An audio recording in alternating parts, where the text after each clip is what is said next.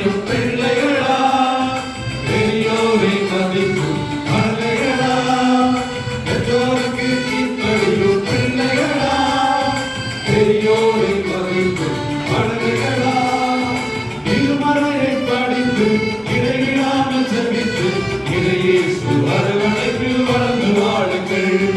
திருமறையை படித்து இடைவிடாமல் ஜெபித்து இயேசு அரவணைப்பில் வளர்ந்து வாழுங்கள்.